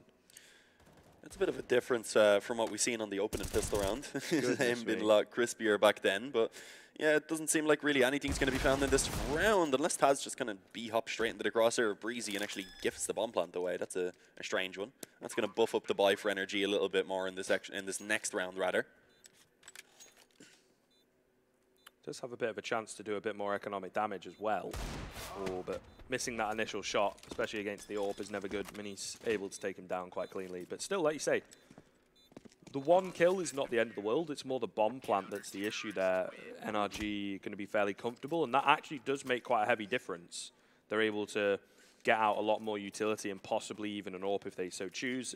They aren't going to, but still, everybody is fully equipped here. So a little bit of a difference maker on that bomb plant and really could be a deciding factor in round number 27 as NRG still very, very close to taking it, you know, after a good start in this second half. It's been difficult for Kinguin to come back from. The pressure is on them. They seem to be performing well under it, but it's kind of as soon as they fall, I think they don't get back up, you know, so it's a difficult one. They need to keep this momentum going for pretty much the rest of the game. Look at this from Kinguin, just immediately getting aggressive on B after that execute comes in towards the A-bomb site, gives Taz a chance to just pull off a quick flank, and he's actually going to be able to do so pretty successfully, at least on the initial kill. Takes down Cirque, that's a big name to actually claim, but of course the problem is instantly being traded back on now puts Kinguin in a pretty difficult position. Mouse is quite low, but they do at least have a nice amount of utility to try and work back in towards this bomb site with plenty of defuse kits. And let's see who it's going to actually go in favor of. A very crucial round still, of course. Fugly with a very important headshot on towards Rallen. Dap's able to shut down Mouse, leaving only Meniz and Reitz now to try and save the day. Meniz hoping that some more opportunities will just be gifted to him pretty much there as he was holding the angle with the op, but realizes that it's not really going to happen and actually decides to just begin to back off. And with that energy, they are going to find themselves map point. We should see a buy bin brought out into this next round for Kinguin, but it's going to have to be 3 now in a row for them to try and take it towards overtime. Nice work by Reitz to at least ensure he saves that M4 over. Was actually trying to hunt down that kill there, I think. Yeah. That's kind of the issue with NRG, again, you know, being so far ahead. It's just as soon as they get one round, they're just immediately back in control. They find what's going wrong. The winning formula comes back to them. Kinguin, meanwhile, their hopes are, again, we talked about high highs and low lows. It's kind of the same sort of situation. You've got so much hope that you're actually maybe possibly going to get back into it, and then it all just falls flat. That's skepticism in a nutshell there. Maybe, possibly. Yeah, yeah, I mean, you know, either way, the double spray down for Miles might have something different to say. There's a 5-on-3 now in favor of Kinguin. Still not quite out of the woods yet, but still believing, still got a chance of coming back into it quite possibly. Because things are looking good for them in the context of this round, but we have seen this time and time and time again, Dean. Things can fall through their fingers like sand. Manisto going to find another on that AWP, leaving it onto Fugly and Daps, who really, you know, certainly been having good games in their own rights, but I don't think known for their crazy clutch potential. And there it is, a clean round from Kinguin. As all 5 players survive, 15-13, certainly going to be taking as the full length by the looks of it, because NRG are going to have to eco this one out. Kinguin have fought their way back into this, it would seem. Not phased just yet. Definitely a chance for the Polish side. There's all actually to play for. There's actually 2 players over on that NRG side as well. I think it's Fugly and Breezy who are working with pretty much a double eco. Even if they do eco into this round, coming into round number 30, they're going to be quite limited in terms of what they'll actually be able to pull out. So it is a little bit worrying for me, but let's see. If they can at least make it costly here in this one, maybe damage to buy that would be coming into the next round for Kinguin. But even then, they have plenty of money as well to actually reinvest if needed onto a couple of players in this next round. So it's just looking difficult. It is likely going to be all 30 rounds, similar to what we've seen in that previous game. Could we maybe even see an overtime is the question. Meniz alongside Reitz and Mouse just going to be shutting it down on that B-bomb site. And it is a clean sweep. All 5 players on Kinguin going to be able to survive. No bomb plant this time around to be brought in, which actually would have been what would have allowed for NRG to get themselves a decent buy in this round. Yeah, that's very true, actually. Without that now, it's just going to be so awkward because, as I said, 2 players going to be likely put down to some weaker weaponry. I just cast my mind back, though, to so many rounds where NRG have tried so hard to take Pop Dog control, and pretty much every time have fluffed it in some sense, have just not managed to get it either at all or cleanly. You know, it cost them like a couple of players. There was that one round where they went down with 3 players, and it was just a complete mess. And then that round, just previous to this one, where Mouse is able to get 2 with a slight change in angle. They're a little bit stagnated on the fall, and when that happens in at Pop Dog, you know, it makes it so easy for that player that's holding it. He has all the advantages on the falling players. For the most part, I think you are kind of, even when you go down with 2 players, you are pretty much saying, we're going to trade this. You know, you are conceding the fact that you're going to lose a player. So hopefully they don't fall flat to that in this round, as obviously Kinguin are the ones, although still a round down, they seem to have most of the control. Could be a little bit of a quicker paced approach though this time, because early on they have pretty much all of their focus over towards the B halls. I was going to say it is only a single player on that B bomb site. It was initially Reitz, but he has a little bit of assistance now as Miniz is actually rotated over with the op, so they have gone ahead and fortified that B bomb site a little bit more. Mounds in towards Pop Dog taking a bit of damage. Did Zerk actually get wall banged down to 5 health? I think he might have done, you know, like through the you know, where you throw smokes from, the area just above Pop. Yeah, the wooden panel. Yeah. I believe that is what happened indeed. Brought down to 5 health. He actually decided it was best to trade over with Fugly there and give him the AK instead, and I definitely would agree with that. Here we go then. The hit in towards B going to be coming in. That Molotov completely fails. It's a relatively passive hold from the CTs, but maybe that'll work out. Bomb plant going to come in easy enough. Oh my god, that flash makes things so awkward. Ethan, though, capitalizes. He picks up 2. Such low HP players on this T side of things, but Ethan is coming alive towards the end. It's a 4-on-2. Reitz is able to trade one back, but I think this is going to be so very difficult. They are yet to deal with Ethan. Rallen up close, though, will manage to finally take him down. Some decent post plants for NRG. Kits available for both these players on the CT side. It's all onto Fugly.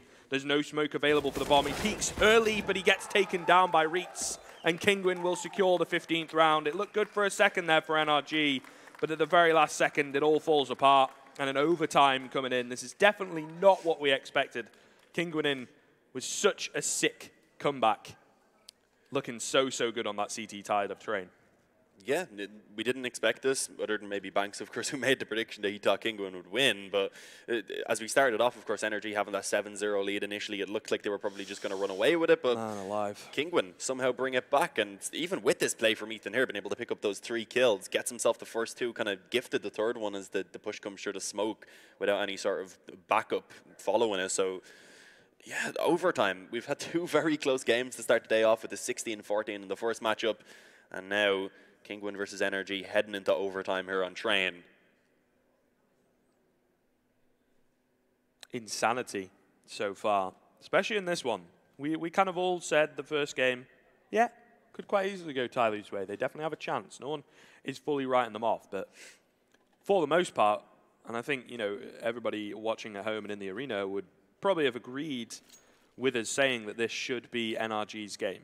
This 100%, you know, might be a bit challenging on a bad day, but even on the worst of days, it should be their game. Kinguin, however, really stepped up. I think it was, what, like 12-7 at one point as well towards the latter stages of the game. They've really picked things up here.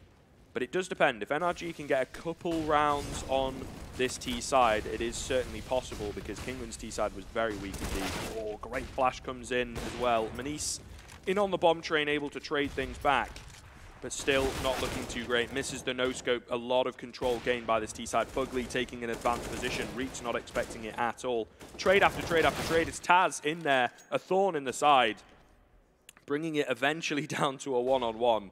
An absolute flurry of frags on both sides of things. Fugly in with the 3K. Rallen, I don't think he's expecting this flank to come in. He's fixated on the bomb, whereas Fugly recognizes there's still about a minute remaining. He doesn't need to go for that bomb yet. And if Rallen doesn't swap things up, he might just get caught off guard here. has kind of taken a bit of a passive position. If he doesn't jump the gun too early, he's aware of the fact that this flank could be coming in now. Swaps across to the Deagle. Fugly, however, is fully prepared for that situation. And NRG, they get their 16th, but a little bit later than they would have liked, perhaps. Yeah, as you said, if NRG can just manage to come out with his T side here with 2 rounds, they would be pretty happy.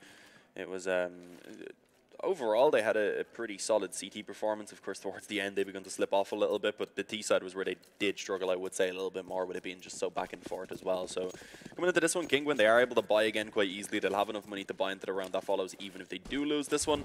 But ideally, they'll be looking to try and get themselves 70 in on the board as they head into the second half. And it looks like we could be seeing a fairly fast approach, at least from Daps, who's already pushed out in towards this Olaf position. Molotov initially holding them off from being able to push any further, but just decide to just hang around for now. His teammates beginning to set up as well. They've got that pop dog control, which was, of course, something that they struggled with quite a lot during regulation. Maybe it was holding them off from actually being able to go for these set plans. This time around, though, they do have the opportunity to try and approach onto this A-bomb site. I suppose, yeah, the pop dog obviously allows for a bit of a double-pronged attack, so maybe it could have been a bit of a difference maker. Mal's up on the bomb train, of course, able to take down Daps. Nice little bait setup with the player further towards Ivy. And they are losing players left, right, and centre here on the T side of things. Taz, yet again, a thorn in the side. It's all going to be down to Ethan. Had a nice little clip at the end of regulation, but unfortunately caught sneaking up the ladder in the end. Kinguin able to trade one back. So it is still very, very back and forth. There is no clear-cut winner of this one. Kinguin really doing well, really, really impressing so far. His NRG should be able to buy up into this next one, but again, you know, just not able to consistently get the ball rolling at the moment, it seems. Yeah, I feel like they're just really continuing on with how the game has been so far, with the back and forth coming in. And of course, with it being overtime, it's not really going to be as much of a deal breaker for really the CT side, being Kinguin this time around, because they could continue to actually buy into it. And that's what they were able to find in that previous round and actually make it work for them. And Rallen, that's a nice opening pick. Able to find Daps even over the top of that Molotov. I thought the flames maybe would have been obscure in his vision a little bit, but apparently not. Needs to be cautious as he was blinded up and almost taken down by Breezy, but not really taking much damage at all. Is able to stay alive for now. Mousing towards Pop Dog. Has 2 players right on the other side of this smoke. The spam comes in as he was spotted on the radar. Does at least manage to find one before he falls. And with that Kinguin, they do manage to go ahead and, at least for now, retain this man advantage in their favor. As I said a little bit earlier, Pop Dog tends to be a position where on that T side of things, you are admitting you're going to trade. And that kind of can work out in some situations. Here, though, it's left them with a man disadvantage unless Breezy's got something to say. Taken down by the Molotov, unfortunately. Contact Orb creeping in from Manise. Fugly, I don't think, is going to be expecting this at all. Nade out in hand, looking completely the wrong way. So very blind, as Manise will eventually spot him out, but misses the shot, swaps to the 5-7. It's not good enough. 2-on-2 retake now, as they were kind of banking on the fact that Manise would pick one up. They're so far away. You know, and a really good post-plant position from Cirque. Oh, Fugly gets caught off guard, and Molotov going to go down on towards the bomb, and there ain't no smoke to stop that from happening. Taz going to have to try and fight things. I don't think the Molotov quite spreading towards the bomb, though, as he's going to get the defuse in. Cirque does manage to drop him, and I think that's going to be enough. There's not enough time for Rallen at all, and he's not even going to be able to survive. Neither will Cirque. A little bit interesting there at the end, I suppose, but of course, with it being overtime, so much cash. And that first half going to be completely over, actually. So the second half of overtime going to be getting started with NRG just slightly edging out that lead. And as we said, the CT side of NRG was pretty good. Kinguin's T side was pretty weak. So this bodes well for the North American side. Well, their CT side started off pretty strongly, at least. It was a reminder that, of course, in the last 8 rounds of their CT side, they ended up actually only being able to take 2 of them. Yeah. So maybe now coming into this overtime, it could be a different factor for them. Maybe they will be a little bit more consistent on that CT side. Of course, having the economy available with the 16K, of course.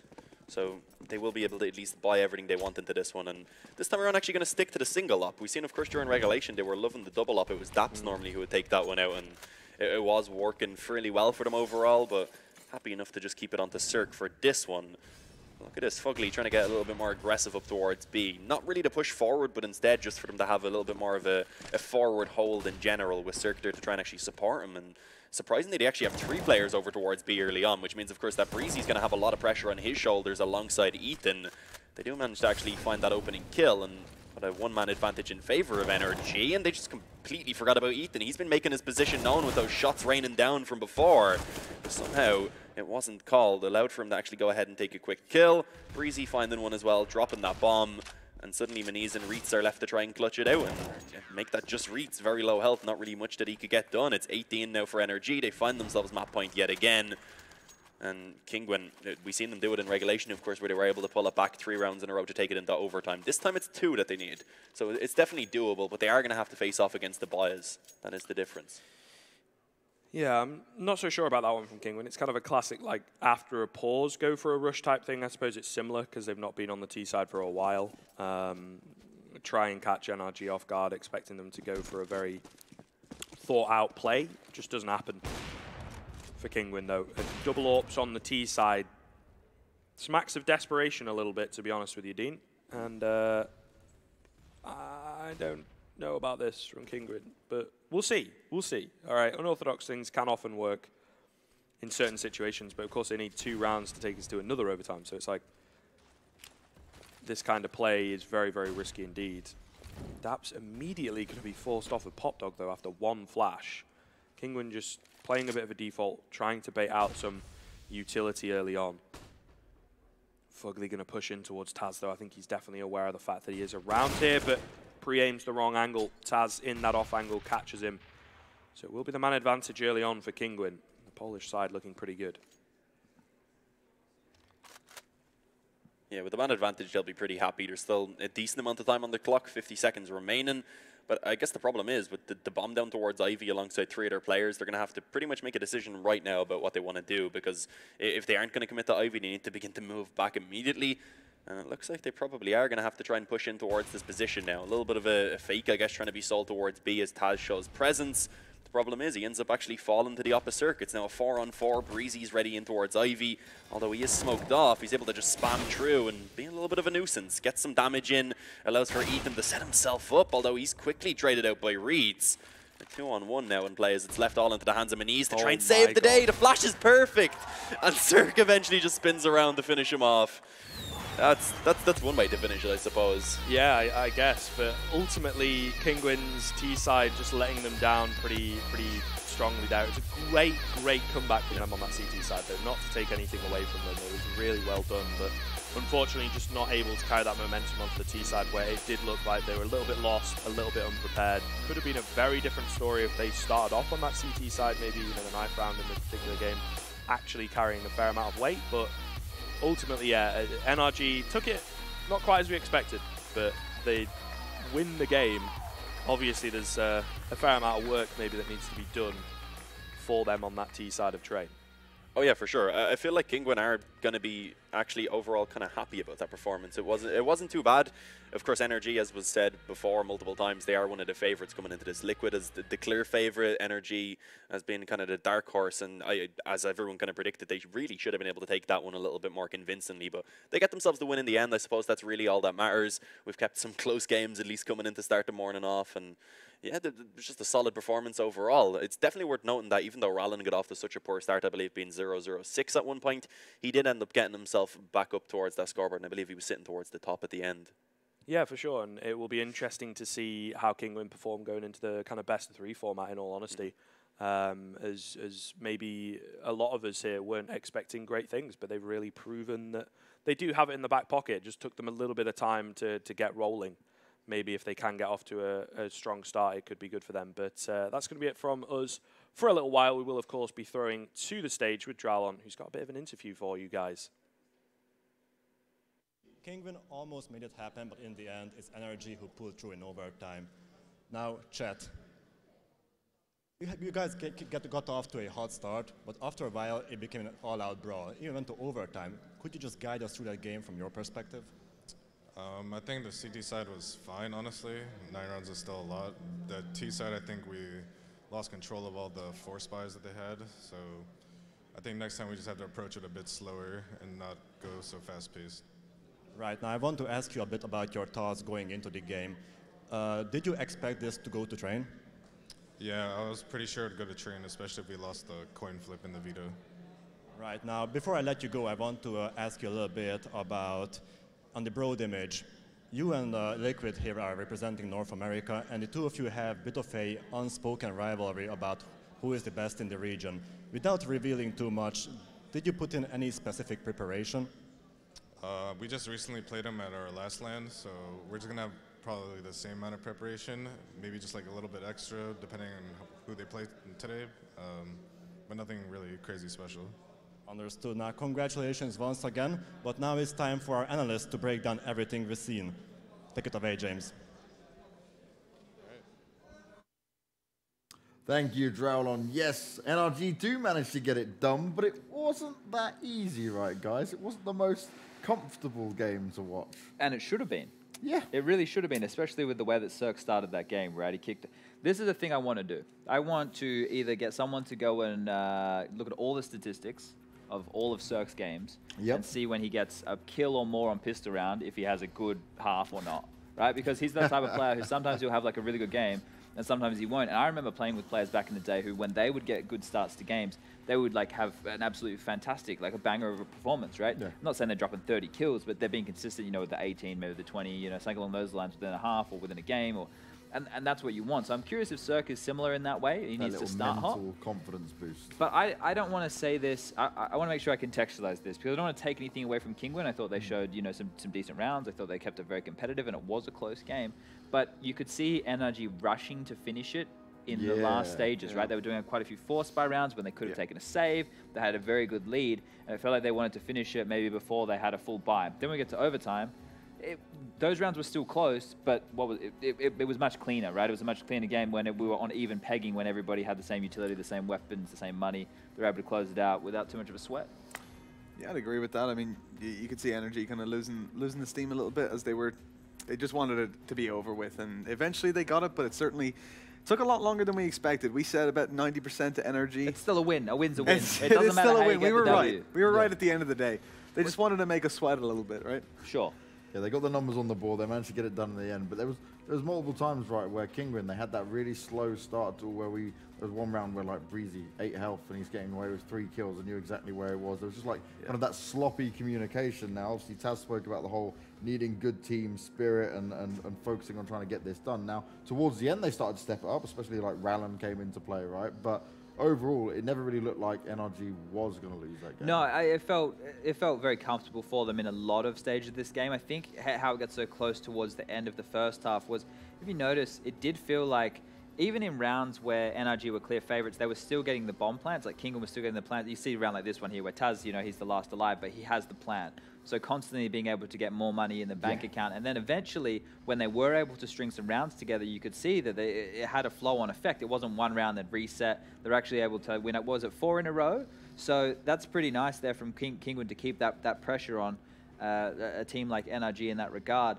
But what did I say? I said that, you know, we want to see if the effects of the Toyota Masters stats will carry on, if the players who played well there. We had somebody who was in the top 5. He played a fantastic game for Tyloo, and Rallen, he was second highest rated at the Toyota Masters, and he had a really good game for Kinguin here. So this isn't a game that we expected Kinguin to win, and it's a game that they showed that they can be highly competitive, and I'm actually really excited to see the Polish derby, or derby, we're going to have going down most likely. If I say, yep, most likely later. I'm getting ahead of myself for sure. You just want to see it that badly, yeah, Chad. man. I think there's a lot of spice in that one, a lot of flavor.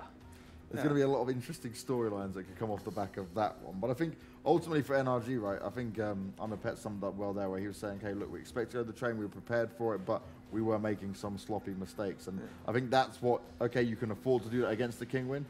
You had the advantage in many situations, but going forward, it's not going to fly, right? You're going to be taken advantage of.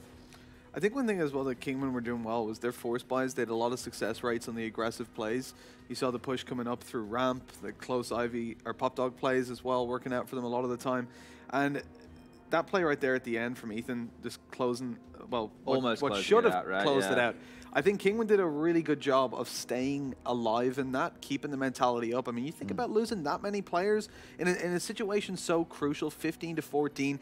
They come out, they see him, but I think they were flashbanged just as they were about to kill him. Yeah. And then they push through the smoke one at a time, and he's taking them down. That's the situation where a lot of players break. And like we were talking about earlier, they go in within themselves and they retract. They say heads in hands sort of situation. But they came through and clutched it out. And I would have liked to see them take it, to be honest. I think NRG got a little bit ahead of themselves trying to close it out, but they just weren't able to do it. Roland, I think it was Roland Mouse on the Kinguin side that really stepped it up throughout the whole game. Roland's beard really interests me there. It protrudes. He doesn't have a lot going on the cheeks, but he's got a lot coming off the chin. Yeah. There's like the real next level neck beard. Yeah. Like bringing it all forward. It's almost yeah. like a comb over in a way. It's an interesting style. a beard comb over. Like I got a bald you opt spot for that? on the bottom of my chin, so I used to anyway. It's gone now.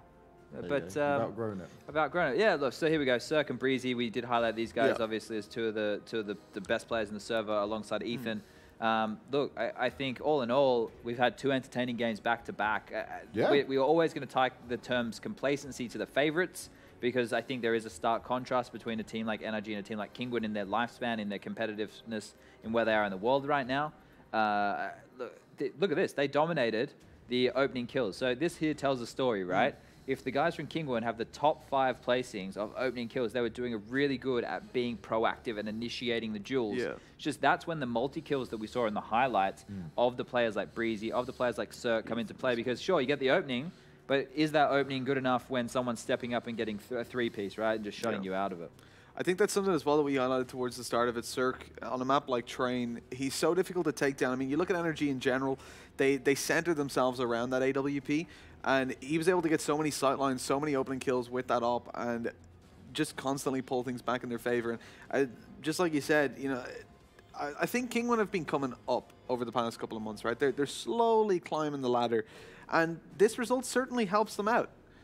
I'm just noticing, you know, Cirque is in all of these best players, except for the opening kills. So Cirque had a dominant performance, and that's what we said, right? There's games where he can show up and do really well, and he can deliver over the edge. But imagine if he hadn't had a bad game of how close it was, then this we could be really looking at probably overtime. That was something Chad said towards the start, before we started, that, you know, if Cirque was having a bad game, if he wasn't really showing up, that's where things could get risky. And you see right there, if he wasn't on top in almost every category, one round is all that they needed on the Kinguin side. Yeah, it was a rough way to start the tournament for NRG, but I think they just they go on and they play the winner match at the end of today, right? So it's a very pressure-filled warm-up game, but it's a warm-up game nonetheless. You know, you're getting used to the environment, getting into it, and we could have a very exciting one with Liquid versus NRG later. Before I get ahead of myself too much. That's all you want to see, Chad. Chad's got the ultimate matchups that he believes can happen. Here's the problem. Because I watch so much Counter-Strike, I get spoiled to like watching the really good games. Like I watch like all the finals of the ground, and I want to watch Counter-Strike always at that level. Yeah. And I had that realization, like Thorin said to me as we were watching some of the Starlighter games last time, he was like, yeah, but you just want to watch the best. You can't always watch the best Counter-Strike. I was like, you're right. Like we have to, you know, we do have these other matches. So apologize to all the viewers out there. I'll try and keep my paces properly. Now, one thing I did want to touch on before we close up this segment is just the fact that what we saw from Kinguin, right, is at least a promising sign in terms of how it was working. It was a point where they were like 12-6 down, and we could hear Taz again getting loud. This is what he likes, right? We spoke about it. They're quite close on the stage to each other, and that's where he likes to get a little bit louder. He wants to try and get in his opponent's heads and kind of play the mind games with it as well. But it doesn't look like Kinguin could be a bad side at this point when we did potentially see that VP matchup. Like you said, it could be an interesting one. But I think Kinguin, I like what I'm seeing. Yeah, look, I think there's a lot of positive signs with the teams in similar realms, because there's a new mantra and attitude, I think, that's kind of been blown, especially into the Polish scene anyway, that now there is that void left of who is the best team. So everybody with the pieces of the puzzle are trying to move in that direction. And especially moving now that we have the major coming up, I believe Kinguin are in the closed qualifier, if I remember looking at it rightly. Yeah. So for the, you know, they have a lot to play for. VP are in there as well. So that's just mad, isn't it's it? crazy. The closed qualifier bracket looks like, you know, like a very decent land. So for these guys, there are positive signs, and they're trying to build towards something. This is a year's work for Taz in a way, right? Ever since he's been replaced. So it's about taking little steps. They're not just going to be projected straight as to like a top 10 team in the world. It's these little steps at a time, so it's important. And they've been making those steps over the last couple of months. I think that's the thing. They're going to be very proud of that performance. Look, it is a loss, and a loss is a loss, but to take it so close, I mean, we were all expecting, well, we were both expecting anyways, for that to be NRG walking away with it. We were thinking it would be, you know, well, I was thinking it was 16-8, 16-10. Like, I was surprised to see them hit those double digits. And what really struck me was the mental fortitude to be able to stick themselves back in these situations where they were down, such as that last round there, 15-14, and they come back into it for the OT. What's the saying? If you win, you win. If you lose, you learn. Yeah. Dumb cliches, they're real. But if you win, you should still try and learn from that win and look Well, back at all exactly. the mistakes you've made. But what happens instead is you go to the pub and celebrate. In That's Ireland, definitely, maybe. yeah, about to say Irish very much coming Yeah. through here. But we will be moving on now. It's next going to be coming up. It's going to be Hellraisers going up against Gambit. And we get to see a new style of both lineups come into play. So we're going to go to a quick break. And when we come back, we'll be bringing you more action.